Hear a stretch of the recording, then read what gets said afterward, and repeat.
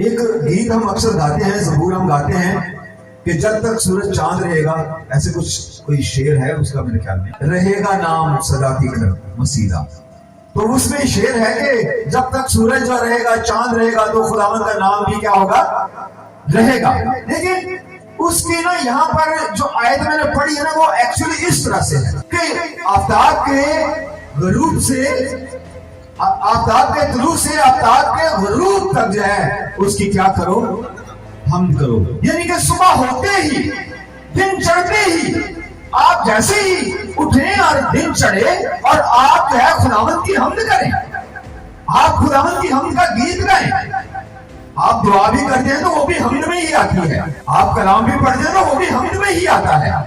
لیکن آپ میرے عزیزو، جب ہم خداوند کی حضوری میں حمد اور مدح سرائی میں لگے رہتے ہیں تو خداوند کو یہ بات بے حد پسند ہے. خداوند چاہتے ہیں کہ ہم حمد میں لگے رہیں. حمد میں ہم خداوند کے احکامات کو بھی گا سکتے ہیں اور کئی جگہ پر گائے جاتے ہیں. حمد کے لیے خداوند کے جو احکامات ہیں اس کے بہت سارے گیت بنے ہوئے ہیں، بہت سارے اس کے ایسے گیت، ایسے ضرور ہیں جو ہم حمد کے لیے گاتے ہیں، اور اس میں کلام ہے، اور کلام بھی ایسا ہے کہ جو ہماری ہڈیوں کو بھی جو ہے وہ تندرست کر سکتا ہے. جو ہڈیوں کے اندر جو گودا ہوتا ہے وہاں تک جو ہے وہ جانے کی قدرت رکھتا ہے. چونکہ کلام مقدس میں لکھا ہے کہ خداوند کا کلام بند اور گردے کے اندر سے ہو کر گزر جاتا ہے. یعنی کہ ہڈیوں کے اندر جو نک ہوتی ہے نا، جس کو لوگ کھاتے ہیں بڑے شوق سے، کئی پائے پکے ہوں تو بہت پسند کیے جاتے ہیں کیونکہ یہ بڑی اسپیشل ڈش ہے، مہنگی ڈش ہے، اس کو لوگ اتنی جلدی نہیں پکاتے.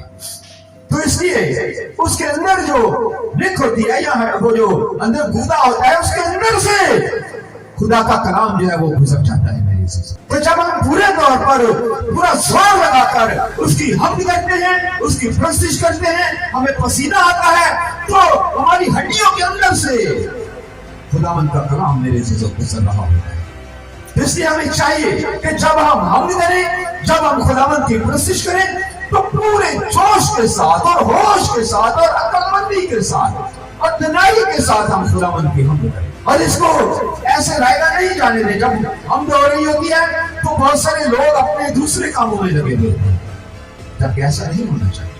ہمیں پراپر طریقے سے پوری آنکھیں بند کر کے مسرور ہو کر ہمیں خداوند کی حمد کرنے کی ضرورت ہے.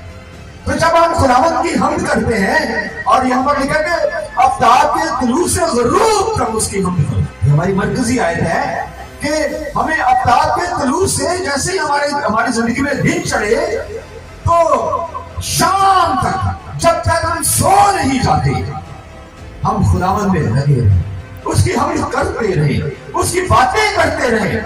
اکیلے ہیں، چونکہ آپ یہ بات جانتے ہیں کہ جو انسان کا دماغ ہے نا، یہ چلتا رہتا ہے، یہ رکتا نہیں ہے. انسان کا دماغ ہمیشہ چلتا رہتا ہے، اس میں کبھی اس رات کو آپ سو جاتے ہیں تو یہ نہیں سوتا، یہ پھر بھی جاگتا رہتا ہے. تو جب ہم سارا دن کوئی باتیں کرتے رہتے ہیں تو کئی دفعہ ہمیں اس کے خواب آتے ہیں، کئی دفعہ ہمارے خواب ہی ایسے ہوتے ہیں کہ جو ہم نے سارا دن ایکٹ کیا ہوتا ہے اسی طرح کے خواب آتے ہیں. تو اگر ہم خداوند کی ہی باتیں کرتے رہیں گے، خداوند کی ہی حمد کرتے رہیں گے، تو یقیناً ہمیں خواب بھی ایسے ہی آئیں گے. تو جب ہمارے کام ٹیڑھے میڑھے ہوں گے تو خواب بھی جو ہے وہ ویسے ہی ہوں گے.